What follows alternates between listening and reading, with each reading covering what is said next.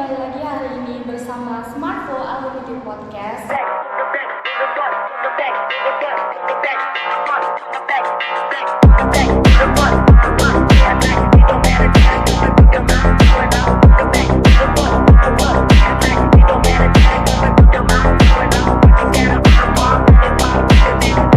Bersama saya pembawa acara Dwi Ananta dan bintang tamu kita pada hari ini dari Sekolah Alumni SMK Mamen. Halo, perkenalkan saya Deviana Christine. Saya alumni dari Sekolah SMK Manajemen Penerbangan. Oke. Jadi pertama-tama saya mau nanya kabar dulu nih buat Kak Nevia. Jadi kabarnya gimana nih Kak? Kabarnya so far baik sih, sehat-sehat. Sehat-sehat aja ya. Pastinya lebih happy ya setelah nggak sekolah lagi. Ya. Oke. Jadi pertanyaan pertama saya, kegiatan setelah lulus apa nih Kak?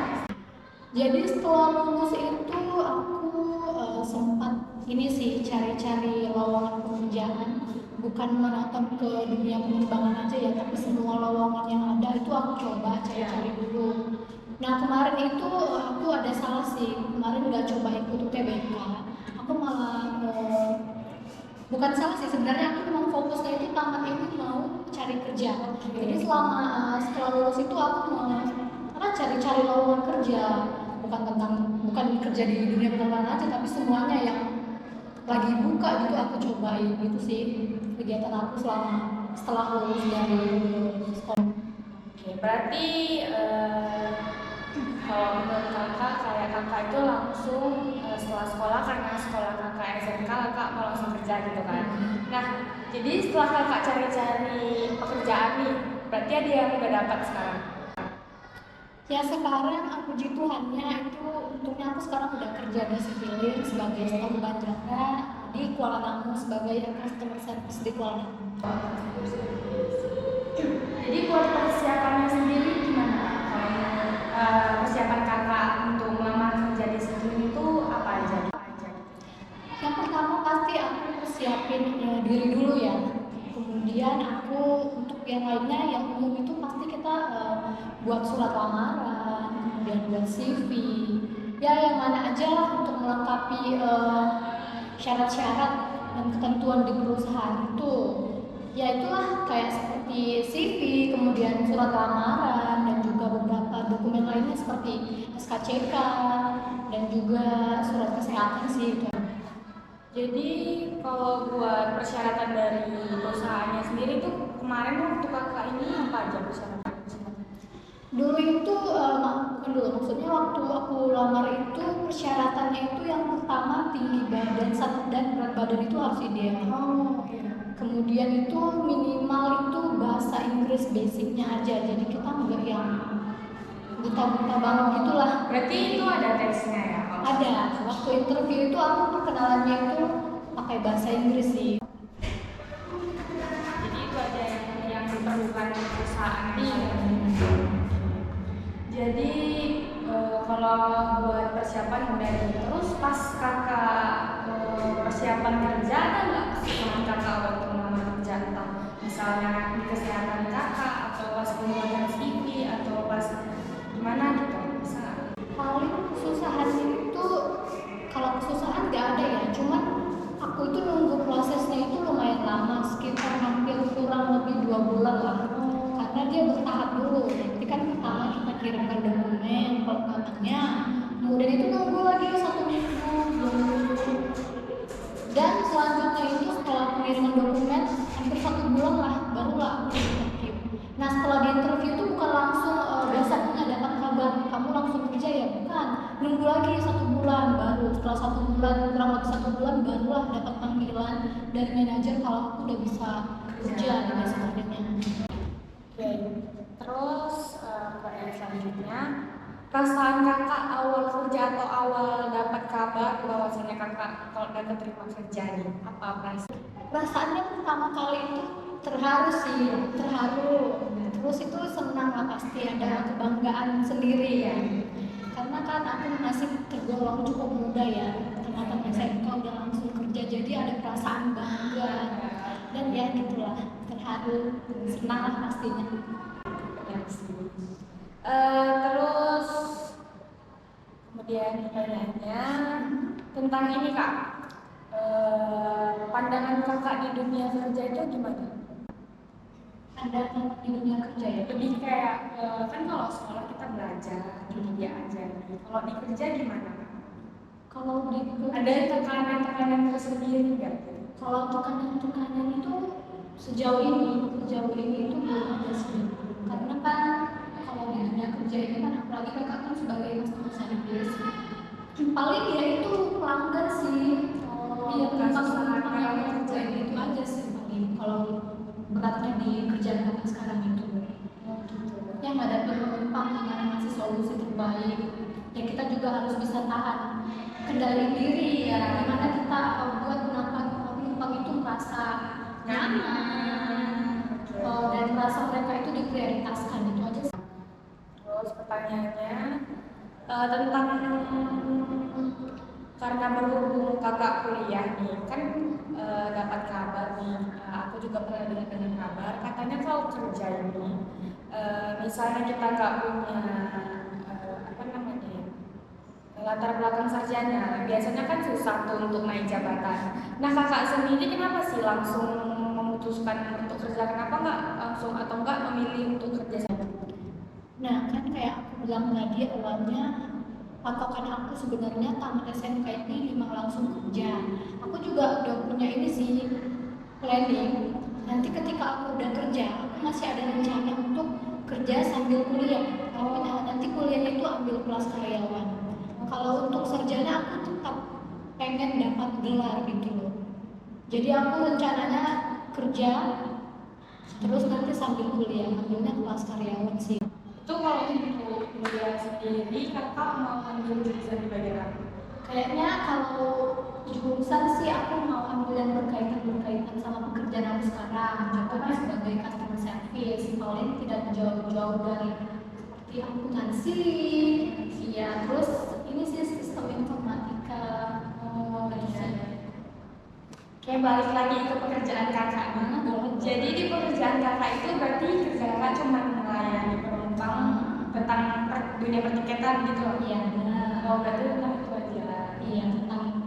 Iya tentang kegiatan mulai kedatangan keberangkatan dan juga kedatangan sih. Itu aja sih. Jadi untuk kakak sendiri ada nggak kepikiran untuk cari kerja yang mungkin yang lebih tinggi dari itu atau enggak yang di lain dari penerbangan ini? Sejauh ini sih belum ada planning buat mikir cari kerja yang lain, karena aku jujur udah memang targetnya pengen kerja di dunia penerbangan. Jadi posisi aku sekarang ini menurut aku udah pas lah sama yang aku minatin gitu. Udah merasa puas lah. Belum merasa puas, cuman kurang cukup lebihnya lah, gitu ya. di situ ya. Jadi untuk pesan kakak nih buat adik-adik kita yang mungkin pengen kerja di dunia penerbangan, pengen menjadi seorang Kak Deviana yang pastinya pengalaman kakak sudah lebih banyak daripada kami ya. Jadi buat pesan kakak ada pesan apa nih? Atau enggak persiapan-persiapan yang harus kami siapkan? Ya paling pesannya ya semangat terus lah, harus ada targetnya, harus ada yang dituju. Ibaratnya memang udah benar-benar yakin sama diri sendiri kalau aku maunya gini. Jadi ya kita harus ada usaha juga, jangan cuma Stuck di situ iya, aja. namanya kita ngomong doang gini aku mau ini, tapi kita nggak ada usaha gitu kan. Ya pokoknya untuk adik-adik semua yaitu sih dari kakak, semangat terus ya, harus ada usaha lah, harus ada ya semaksimal mungkin Persiapan masing-masing. iya. Jadi kemarin waktu kakak, ini kita balik lagi ya. Jadi kemarin waktu kakak melamar kerja itu kakak dapat informationnya dari kawan, internet atau memang kakak langsung datang ke ininya? Nah ini tuh sebenarnya 3 atau 2 bulan sebelum kelulusan itu kakak udah mulai cari-cari. Ini kan kakak ada kenal nih sama staf bandara ya. Jadi kakak itu selalu aktif bertanya, Kak kalau nanti misalnya ada info lagi buka gitu tolong dikabarin Devi ya. Devi mau jadwal lamaran. Jadi itu 3 bulan sebelum kelulusan itu aku itu udah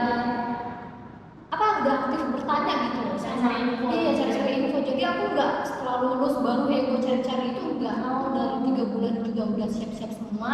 Terus untuk dokumen-dokumen yang pastinya nanti bakal dibutuhin, aku juga udah mulai cari referensi jauh-jauh bulan sebelum tamat sekolah sih. Jadi aku nggak, persiapannya itu nggak yang Mepet gitu mepet, ya. iya, aku udah dari jauh-jauh bulan udah siapin semua, jadi biar lebih gampang aja sih. Oke, jadi kakak cari informasi sendiri gitu Iya. ya. Oke, kita lanjut ke pertanyaan selanjutnya. Jadi kalau untuk Kak Deviana kan karena rata-rata anak sekolah di SMK ini kan tahu kalau kakak itu di Medan nggak tinggal sama orang tua. Gitu. Jadi ada nggak dampak dari itu untuk kakak waktu ngurus pekerjaan kakak atau mungkin waktu kakak melamar? Kalau dampaknya sih nggak ada ya deh, karena kan waktu itu kakak kan posisinya udah di kampung lama. Jadi semua persiapannya ya di sana, iya di sana gitu. Dan syukurnya ya ada orang tua yang support, yang terdekat juga mendukung. Jadi itu menurut aku yang bikin aku tambah semangat bergerak gitu loh. Kalau sedihnya setelah kerja ini ya itulah, kayaknya belum dapat waktu yang pas buat bisa balik ke kampung. Aku rasa juga bakalan sulit sih ketemu keluarga yang ada di kampung sana. Ya paling kakak aku lah yang ada di Medan juga. Paling nanti kalau off misalnya 2 hari ya aku balik. Nah, berarti kok cuti gitu, jatuhkan cuti itu belum bisa ya? Kalau cuti belum bisa karena kan aku termasuk masih baru. Cuti itu kan setelah aku 1 tahun bekerja baru aku bisa ambil cuti gitu. Terus pertanyaan selanjutnya nih tadi sudah sempat dibahas ya tentang culture shock. Sebenarnya kalau kayak kata kakak tadi kan kayaknya nggak ada gitu, tapi kayaknya nggak mungkin ya. Namanya kita di dunia pekerjaan itu pasti beda dari dunia sekolah. Jadi menurut kakak gimana kalau di tempat pekerjaan kakak sekarang?